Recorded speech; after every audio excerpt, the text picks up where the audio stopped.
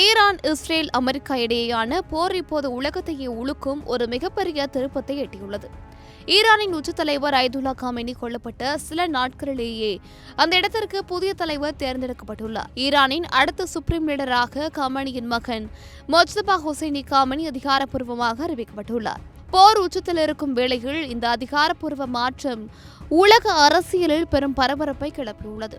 கடந்த பிப்ரவரி 28 அமெரிக்கா மற்றும் இஸ்ரேல் இணைந்து நடத்திய ஆபரேஷன் எபிக் ஃபியூரி என்ற வான்வழி தாக்குதலில் ஈரானின் உச்ச தலைவர் காமெனி மற்றும் அவரது குடும்பத்துடன் கொல்லப்பட்டார். 36 ஆண்டுகள் ஈரானை வழிநடத்திய ஒரு தலைவரின் மறைவு அந்நாட்டை நிலைக்குலைய செய்த நிலையில் ஈரானின் உயர்மட்ட குழு இப்போது மொஜ்தபாவை புதிய தலைவராக தேர்வு செய்துள்ளது. தனது தந்தை கொல்லப்பட்டதற்கு பழிவாங்குவோம் என ஈரான் ராணுவம் சபதம் ஏற்றுள்ள நிலையில் வளைகுடா நாடுகள் முழுவதும் போர் மேகங்கள் சூழ்ந்துள்ளன.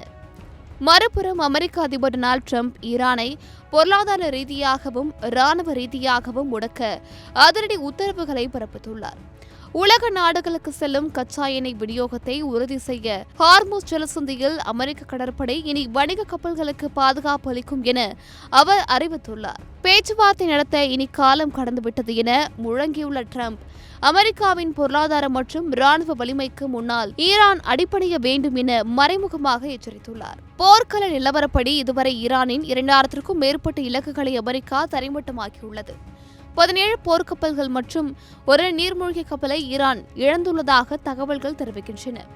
இதற்கு பதிலடியாக துபாய் மற்றும் ரியாத்தில் உள்ள அமெரிக்க தூதரகங்கள் மீது ஈரான் ட்ரோன் தாக்குதல்களை நடத்தியுள்ளது.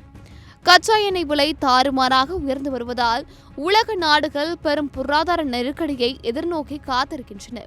புதிய தலைவர் மொஜ்தபா தலைமையில் ஈரான் தனது அணுசக்தி திட்டங்களை வேகப்படுத்துமா அல்லது அமெரிக்காவின் பிரம்மாண்டமான 3வது கட்ட தாக்குதலில் ஈரான் முழுமையாக வீழ்த்தப்படுமா?